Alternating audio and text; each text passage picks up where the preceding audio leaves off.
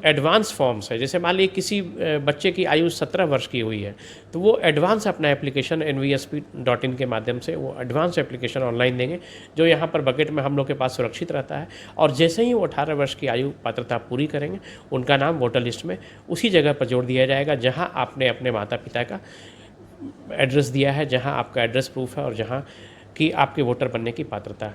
तो ये एक बहुत अच्छी प्रक्रिया है और ऑन गोइंग प्रोसेस हो गई है। आपको वर्ष भर वेट नहीं करना है, प्रतीक्षा नहीं करनी है।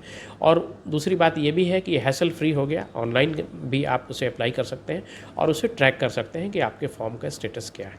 जी।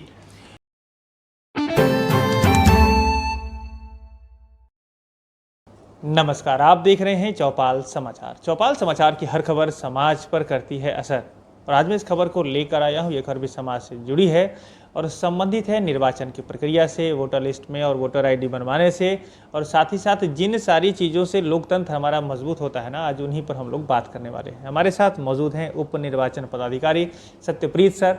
ये सामाजिक जागरूकता को लेकर भी काम करते हैं, विभागीय तो इनको पददायित्व तो है ही, समाज में जागरूकता के लिए आप देखेंगे कि जब इलेक्शन का समय आता है तो उसके जो माध्यम से जो लोगों को जागरूक करने की प्रक्रिया है, बहुत आगे बढ़ चढ़कर काम करते हैं। और सारे प्रश्नों का जवाब हम आपके मन में जो चल रहा है ना, सर से लेकर आप तक पहुँचाएंगे। बहुत बहुत स्वागत है सर।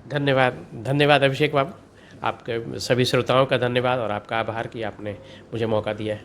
जी सर, इलेक्शन की जो प्रक्रिया है हमारे लोकतंत्र में बहुत ही महत्वपूर्ण है, और इसमें जो वोटर लिस्ट में नाम जुड़वाने की जो बात होती है, इसको लेकर सर क्या प्रक्रिया होती है दर्शकों? बहुत अच्छा प्रश्न आपने किया है। वोटर लिस्ट में नाम जुड़वाना बहुत ही आसान हो गया। आपके चैनल के माध्यम से मैं सभी को बताना चाहता हूं कि जो अपने युवा मतदाता हैं, जो अपने युवा हैं, जो पढ़ाई में लगे हैं, बेशक वो नीट की, IIT की, अपने विभिन्न तैयारियों में लगे हैं, उन्हें लगता है कि मैं अभी अपना नाम नहीं जुड़वाऊँगा, 2 वर्ष या 4 वर्ष के बाद जुड़वाऊँगा। ये एक हैसल फ्री प्रोसेस है, इसमें कोई आपको परेशानी नहीं है। आप nvsp.in जो हम लोग का ECI का जो ये है, जो ऐप है nvsp.in, नेशनल वोटर सर्विसेज पोर्टल.in, उस पर जा कर के आप आसानी से फॉर्म 6 भर के अपना, केवल आपको अपने बारे में डिटेल्स में डेट ऑफ बर्थ देना है और आपके रेजिडेंशियल प्रूफ को देना है कि आपके माता पिता जहाँ रहते हैं, जहाँ आप नाम जुड़वाना चाहते हैं या अपने हॉस्टल में, उसे देना है और अपना फ़ोटोग्राफ को ये करना है। और बहुत आसान प्रक्रिया है। उसके बाद उसको ERO के स्तर से, निर्वाचक निबंधन पदाधिकारी के स्तर से उसको प्रोसेस किया जाएगा। BLO आपके जो फॉर्म्स, जो आपके द्वारा भरी गई प्रविष्टियाँ हैं, उनकी जांच कर लेंगे और जांचोपरांत जब उनकी संस्तुति आ जाएगी, उनका रिकमेंडेशन आ जाएगा, तो आपका नाम वोटर लिस्ट में ऐड हो जाएगा। और अब जो वोटर आई कार्ड भी है अभिषेक बाबू, वो भी अब सीधा घर पहुँचाने की प्रक्रिया है, जो कि डाक के माध्यम से, पोस्ट के माध्यम से सीधे आपके आवासीय पते पर जाएगा, जो डाक का पता आपने दिया है। तो उसमें कहीं आपको 1 रुपये का शुल्क नहीं लगेगा।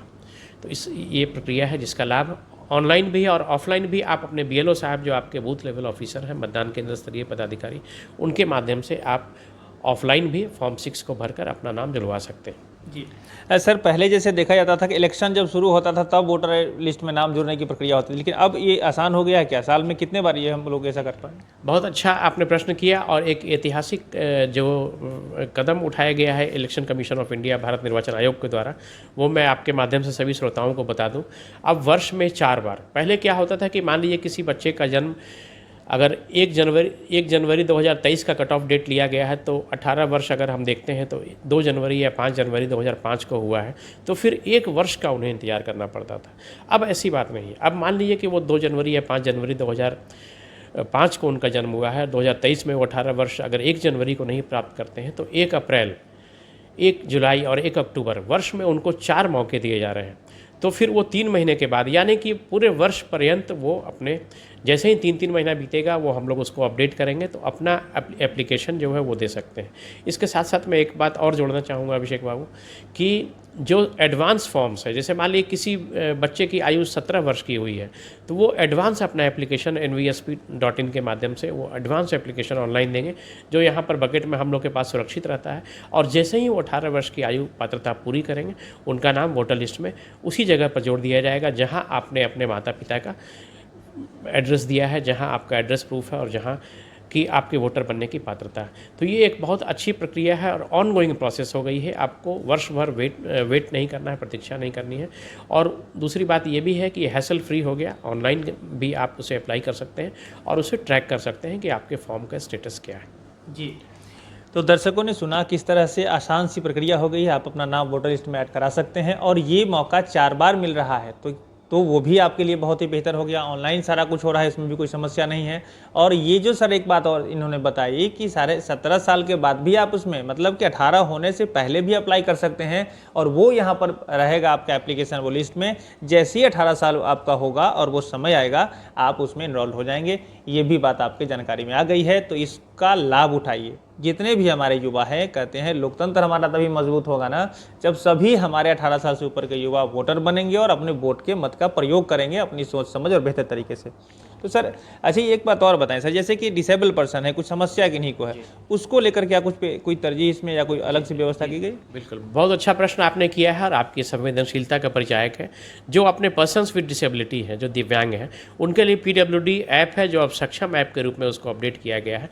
सक्षम ऐप अगर आप डाउनलोड कर लेते हैं तो हमें उस पर सूचना मिल जाएगी, ट्रिगर यहाँ पर हम लोग के पास ही आ जाएगा कि आप दिव्यांग हैं और आपका नाम या तो ऐड करना है, जोड़ना है तो मतदाता सूची में हम लोग जोड़ेंगे, और अगर आपको मार्क करना है, दिव्यांगों की मार्किंग भी होती है वोटर लिस्ट में। तो जब हम लोग दिव्यांगों को मार्क कर लेते हैं तो उसी अनुसार बूथ पर जब इलेक्शन का मैनेजमेंट पोल डे मैनेजमेंट होता है तो पोल डे मैनेजमेंट के दिन हम लोग अगर मान लीजिए उन्हें व्हील चेयर की आवश्यकता है, वो ब्लाइंड है तो उनके लिए मान लीजिए कंपेनियन की आवश्यकता है, वो सारी आवश्यकताओं को ध्यान रखकर उस तरह की व्यवस्थाएँ हम लोग करते हैं।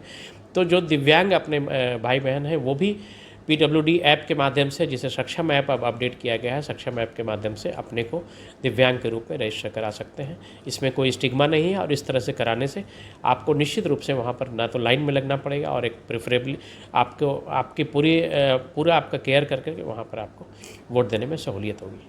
जी, तो ऐसे हमारे देश के नागरिक जो दिव्यांग हैं या जो किसी तरह से अपने आप को कमज़ोर में महसूस कर रहे हैं तो उनके मदद के लिए भी विभाग तैयार है और आप उसमें काम आगे कर सकते हैं और अपना वोट आप दे सकते हैं। सर एक सवाल और जो मेरे इसमें आ रहा है, समाज की स्थिति में देखने को मिला है कि कहीं जैसे लोग बाहर गए, नौकरी के लिए गए, काम के लिए गए, वहाँ उन्होंने वोटर ID बना लिया, फिर आप गाँव में आ रहे हैं तो फिर यहाँ भी वो ID बना रहे हैं, तो इसको लेकर क्या नियम भी है कि किस तरह वोट में नाम कहाँ एक ही जगह कैसे होना चाहिए, वो बातें आ जाए। और अगर कोई चेंज कराना चाहते हैं कि मान लीजिए बाहर का वो उन्होंने करा लिया, अब गांव में लाना चाहते हैं, उसकी क्या प्रक्रिया होगी?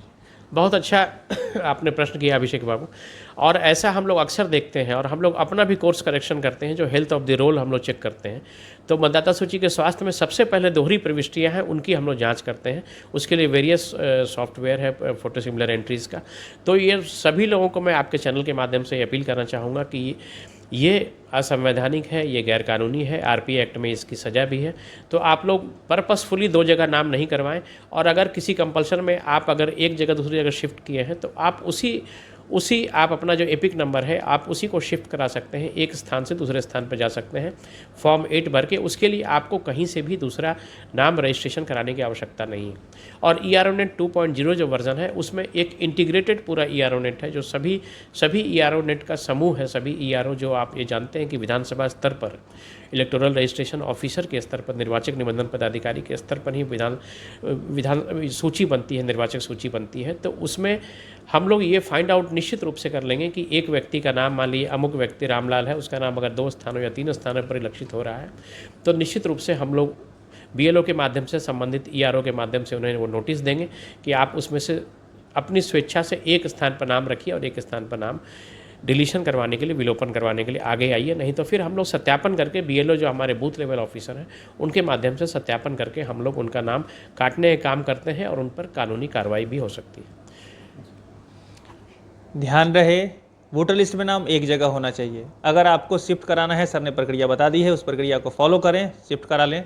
अगर गड़बड़ करेंगे तो पकड़े जाएंगे और कानूनी कार्रवाई भी होगी।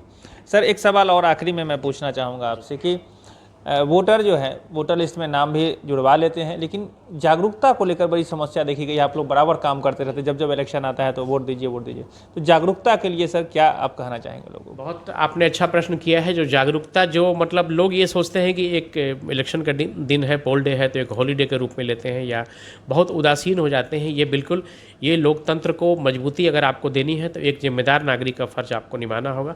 और चौपाल समाचार के माध्यम से मैं सभी लोगों से अपील करना चाहूँगा, ना ना केवल तत्परतापूर्वक निर्वाचन प्रक्रिया में वोटर लिस्ट में अपना नाम जुड़वाएं, बल्कि एक निर्वाचक के रूप में, प्रजातंत्र के एक प्रहरी के रूप में वोट देने के लिए भी ज़्यादा संख्या में आप लोग आएँ। और ये भी आपका एक दायित्व है नागरिक के रूप में, संविधान को और देश को और संसद को ये करने के लिए, अपना गुड गवर्नेंस के लिए, अच्छी सरकार के लिए आप सभी लोग वोट देने के लिए बड़ी संख्या में आएँ। उसके लिए हम लोग भी स्वीप अभियान चलाते हैं, जिसे systematic voters education and electoral participation कहा जाता है। निर्वाचन प्रक्रिया में भागीदारी के लिए स्वीप अभियान चलाते हैं, सबको उत्साहित करते हैं। हम लोग उसमें ईवीएम का भी डेमो देते हैं, आप किस प्रकार से एक सरल प्रक्रिया से वोटिंग कर सकते हैं।